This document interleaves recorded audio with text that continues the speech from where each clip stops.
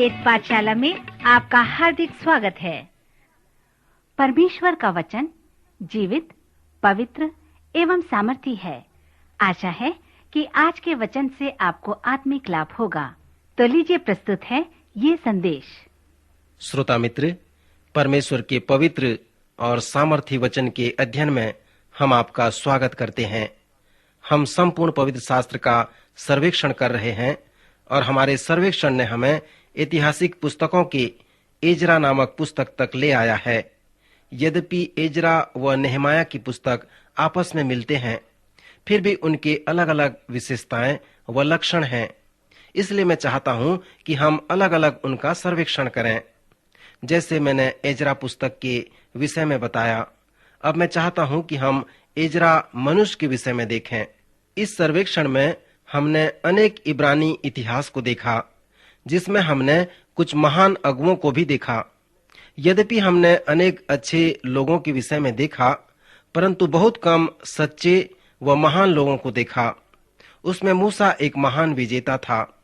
मैं सोचता हूं कि पुराने नियम में जितने भी महान लोग थे, उनमें सबसे महान मूसा था। इब्राहिम तो इस्राएली प्रजा का पिता कहलाया, परंतु जब इस्राएली प्रजा पिता बने, तब मूसा उनका एक महान अगुवा ठहरा। दाऊद भी एक महान अगुवा बना, क्योंकि हम जानते हैं कि पहला शमूएल का आधा भाग व दूसरा शमूएल का संपूर्ण भाग दाऊद के जीवन चरित्र के विषय में है। शमूएल भी एक महान अगुवा था। जब इस्राएली प्रजा अपने अंधकार के समय में थे, तब शमूएल ने उनकी अगुवाई प्रदान की। सो एजरा भी मूसा, दाऊद व शमूएल जैसे महान लोगों की श्रेणी में गिना गया। परमेश्वर के कार्य में एजरा का एक महान योगदान था। स्मरण करें कि जब हमने इतिहास की पुस्तकों को पढ़ा था, तब एजरा का संबंध हिल्किय्याह के साथ था, जिसने पवित्र शास्त्र का पता लगाया था। वह बिना संदेह किए एजरा के साथ प्रभावित हो गया। एजरा की संपूर्ण सेवकाई यही थी कि लोगों में आत्म जागृति लाना और परमेश्वर के वचन के प्रति उनमें रुचि दिखाना। जबकि एजरा बंधुआई के समय में था, इसलिए वह एक याजक के रूप में कार्य न कर सका। संसार के कुछ भागों में हमारे पास पास्टर नहीं है, वहां पर उनका होना गैर कानूनी है। सो एजरा भी उसी प्रकार की परिस्थिति में था। वह याजक की तरह कार्य नहीं कर सकता था। एजरा के साथ उसके 10 पद में हम पढ़ते हैं, क्योंकि एजरा ने यहोवा की व्यवस्था का अर्थ बूझ लेने और उसके अनुसार चलने और इस्राएल में विधि और नियम सिखाने के लिए अपना मन लगाया था। यह पद एजरा के जीवन को रेखांकित करता है। आइए हम अपने जीवन के विषय में देखें। यदि इस जीवन को हम 3 भागों में बांटते हैं, तो एक भाग के जीवन को हम अपने माता पिता के साथ बिताते हैं, फिर दूसरे भाग को हम अपने सहभागिता के साथ बिताते हैं और बच्चे पैदा करते हैं। पर जब बच्चे हमसे अलग हो जाते हैं, तब तीसरे भाग के जीवन को हम अपने सहभागी के साथ व्यतीत करते हैं। सो जिस प्रकार हम अपने जीवन को 3 भाग में बांटते हैं, उसी प्रकार एजरा भी अपने जीवन को 3 भाग में बांटता है। उसके जीवन का पहला भाग तैयारी का था। उसने अपने आप को परमेश्वर के वचन के लिए तैयार किया। परमेश्वर के वचन को जानने के लिए उसने अपना संपूर्ण मन लगाया। उसने हमें बताया कि वह परमेश्वर के वचन को खोजता रहा और कठिन परिश्रम के साथ परमेश्वर के वचन का अध्ययन करता रहा। उसने अपने जीवन के समय को तैयारी का समय कहा। फिर अपने जीवन के दूसरे भाग में उसने अपने आप को वचन के अनुसार जीवन व्यतीत करने में समर्पित कर दिया। फिर अपने जीवन के तीसरे भाग में परमेश्वर के वचन को सिखाने के लिए उसने अपने आप को पूर्ण रूप से समर्पित कर दिया। आज संसार में ऐसे लोग होते हैं जो अपने आप को तैयार करते हैं और दूसरों को सिखाते हैं, परंतु वे उसे अपने अनुभव से नहीं सीखना चाहते। श्रोता, एक उत्तम शिक्षक वही है जो अनुभव से सीखता है और उसके बाद दूसरों को सिखाता है। जब मैं एक बड़े कलीसिया का पास्टर था और उस सेवा में बहुत व्यस्त था, तब एक वेद पाठशाला के सभापति ने मेरे पास आकर कहा, मैं चाहता हूं कि आप हमारे स्कूल में आएं और वहां पर पवित्र शास्त्र से कुछ पढ़ाएं। मुझे मालूम है कि आप एक व्यस्त पास्टर हैं, परंतु आपके जैसे लोग हमें नहीं मिल रहे हैं जो आकर हमारे पास पढ़ाएं। हम कुछ सिद्धांतों को पढ़ाना चाहते हैं। सो वे लोग जो अनुभव प्राप्त नहीं किए हैं, पास्टर नहीं बने हैं, तो वे कैसे दूसरों को पास्टर बनाना सिखाएंगे। श्रोता, यह न केवल वेद पाठशाला के पास्टरों के लिए सत्य है, परंतु प्रत्येक व्यवस्था के लिए यह सत्य है। सो एजरा 7वां अध्याय उसके 10 पद में हम पढ़ते हैं कि एजरा का जीवन 3 भागों में विभाजित था। पहला, उसने अपने आप को तैयार किया, फिर वह अभ्यास किया, व्यवहारिक रूप से सीख लिया, तब उसने लोगों को सिखाया। सो मित्र, इस प्रकार हम देखते हैं कि एजरा परमेश्वर के वचन का एक महान शिक्षक बन गया, क्योंकि वह अपने जीवन के 2 भाग में अपने आप को तैयार करने के लिए और अभ्यास करने के लिए समर्पित हो गया था। जब आप परमेश्वर के कार्य में एजरा के सहभागिता पर विचार करेंगे तो आप देखेंगे कि क्यों एजरा मूसा, दाऊद व शमूएल की श्रेणी में गिना गया। जैसे मैंने आपसे पिछले चरण में बताया था कि एजरा को इतिहास, एजरा व नेहमाया की पुस्तकों के लेखक के रूप में जाना जाता है। इसके साथ ही साथ एजरा ने पवित्र शास्त्र के सबसे लंबे अध्याय अर्थात भजन संहिता 119 को लिखा है, जिसमें 176 पद हैं। यह अध्याय पवित्र शास्त्र के छोटे छोटे पुस्तकों से भी लंबा है। इन 176 पद में एक खास बात यह है कि प्रत्येक 2 पद में वचन का प्रयोग है।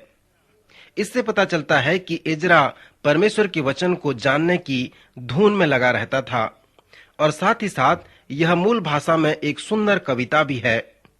पारंपरिक तौर से यह विश्वास किया जाता है कि जब एजरा बंधुआई में था और एक याजक की तरह कार्य नहीं कर सकता था, तब उसने आराधनालय स्थापित किया। अनेक गैर यहूदी लोग मंदिर व आराधनालय में अंतर नहीं पाते। यरूशलेम में जो मंदिर था वह आराधना करने का केंद्र था, परंतु आराधनालय करने का केंद्र नहीं था। अनेक विद्वान विश्वास करते हैं कि एजरा द्वारा आराधनालय की स्थापना करने के बाद आज वह रविवारी स्कूल, जिसे संडे स्कूल कहते हैं, वह उसका नमूना बन गया, और आज यह एजरा के द्वारा ही संभव हो सका। अर्थात परमेश्वर के वचन को सिखाने के प्रति एजरा का एक सक्रिय योगदान था।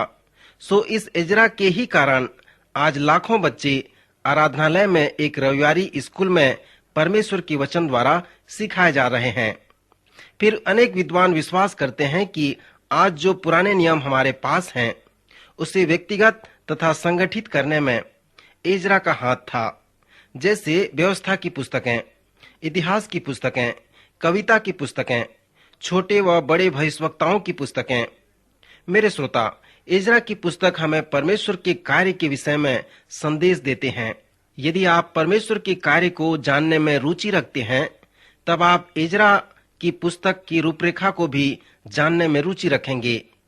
परमेश्वर के कार्य में जो पहला सिद्धांत व नमूना है, वह है कि जहां परमेश्वर का कार्य होने वाला है, तो उस कार्य में पहला जानने वाला परमेश्वर होता है। रोमियो के 11वें अध्याय में पौलुस प्रेरित कहता है, क्योंकि उसकी ओर से और उसी के द्वारा और उसी के लिए सब कुछ है, उसकी महिमा युगानुयुग होती रहे। मित्र, यह पद मुझे बहुत अच्छा लगता है। इस पद में पौलुस कहता है, परमेश्वर सभी वस्तुओं का उद्गम है। परमेश्वर का उन सभी वस्तुओं के पीछे सामर्थ्य है, और उन सभी वस्तुओं के पीछे परमेश्वर का महान उद्देश्य है।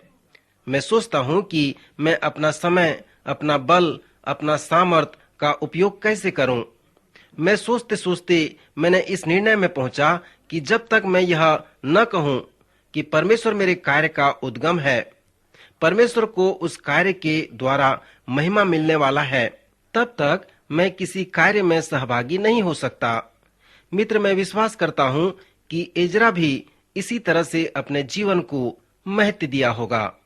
फिर एजरा की पुस्तक में परमेश्वर के कार्य का दूसरा सिद्धांत व नमूना है कि जिस कार्य को परमेश्वर मनुष्य द्वारा करवाना चाहता है, उसके पीछे उसका हाथ होता है और वह मनुष्य के एकदम स्पष्ट अगुवाई प्रदान करता है ताकि वह परमेश्वर के कार्य में सहभागी हो सके। परमेश्वर के कार्य के लिए तीसरा सिद्धांत जो एजरा हमें दिखाता है वह है कि परमेश्वर गतिमान है। वह अपने कार्य के लिए स्पष्ट अगुवाई प्रदान करता है और उन सभी वस्तुओं को देता है जिसकी आवश्यकता उसके कार्य के लिए उसे होती है ताकि परमेश्वर का कार्य पूरा हो सके। परमेश्वर के कार्य के लिए यह एक महत्वपूर्ण सिद्धांत है और पवित्र शास्त्र में अनेक स्थानों पर इसे स्पष्ट किया गया है। नए नियम के मत्ती रचित सुसमाचार उसके 6वें अध्याय उसके 33 पद में प्रभु यीशु मसीह अपने शिष्यों से कहा, पहले तुम उसके धर्म और राज्य की खोज करो तो ये सब वस्तुएं भी तुम्हें मिल जाएंगी। इस वचन से यीशु का तात्पर्य यह था कि हम परमेश्वर के राज्य को प्रथम स्थान दें और जब हम इस बात को जानेंगे कि परमेश्वर हमसे क्या करवाना चाहता है और यदि हम वही करेंगे जो उसकी दृष्टि में उचित है तो वह हमें उन सभी वस्तुएं भी देगा जो उसके कार्य के लिए आवश्यक होंगी। मेरे मित्र, जब परमेश्वर अपना कार्य करता है तब वह उन सभी आवश्यकताओं की पूर्ति भी करता है जो उसके कार्य के लिए आवश्यक होते हैं। एजरा की पुस्तक में आप देखेंगे कि जब लोग कठिन समय में थे, बंधुआई में पड़े थे, ऐसे समय में उसने अपने सिद्धांत को लागू किया। जब लोग यह कह रहे थे कि हम बंधुआई में हैं, परमेश्वर अब हमारे लिए कुछ नहीं कर सकता क्योंकि हम फारस के गुलामी में पड़े हैं, परंतु ऐसी स्थिति में परमेश्वर ने कार्य किया। उसने फारस के सम्राट कुसरू महान के हृदय में कार्य किया और जब परमेश्वर ने कुसरू महान के हृदय में कार्य किया तब उसका मन बदल गया। उसने लोगों को अपने देश वापस जाने की अनुमति दे दी और इतना ही नहीं परंतु उसने मंदिर और शहर पनाह और देश के पुनर्निर्माण के लिए सहायता भी प्रदान की ताकि परमेश्वर का कार्य पूरा हो सके। चौथा सिद्धांत यह है कि परमेश्वर ने मंदिर के निर्माण के लिए उन्हें बहुतायत से वस्तुएं प्रदान की। एजरा की पुस्तक में यह सत्य है कि लोगों ने पुनर्निर्माण के लिए जितने भी वस्तुएं परमेश्वर को मांगे, परमेश्वर ने उससे बढ़कर उन्हें दिया। पांचवा सिद्धांत है कि जब मंदिर का निर्माण समाप्त हुआ तब याजक गण और सभी लोगों ने परमेश्वर की स्तुति प्रशंसा की, परंतु जो पुराने याजक लोग थे उन्होंने सुलेमान के मंदिर को स्मरण किया और जब दूसरे लोग आनंद मना रहे थे तब ये लोग रो रहे थे। उस समय के जवान लोग आरंभिक मंदिर को नहीं देखे थे, परंतु जब मंदिर का पुनर्निर्माण हुआ तब वे आनंद करने लगे। परंतु पुराने लोगों ने आरंभिक और मूल मंदिर को देखा था, सो पुराने मंदिर की तुलना में नया मंदिर कुछ भी नहीं था, इसलिए वे रो रहे थे। सो मित्र, एजरा की पुस्तक में यह एक सुंदर उदाहरण है। शैतान कभी कभी परमेश्वर के अच्छे कार्य को करने के लिए रोकता है।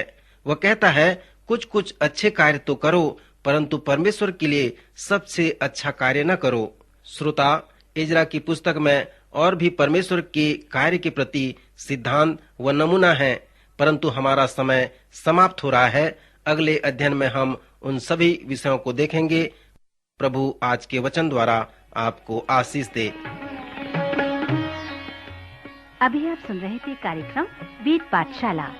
श्रोता, हमें विश्वास है कि इस कार्यक्रम के द्वारा आपको आशीष मिली है। यदि इस कार्यक्रम के विषय में अधिक जानकारी प्राप्त करना चाहते हैं या बाइबल अध्ययन से संबंधित कोई प्रश्न हमसे पूछना चाहते हैं तो आप हमें इस पते पर लिखें। हमारा पता है कार्यक्रम beat Pathshala, Vishwavani, post box number 731, Faridabad 7, Haryana.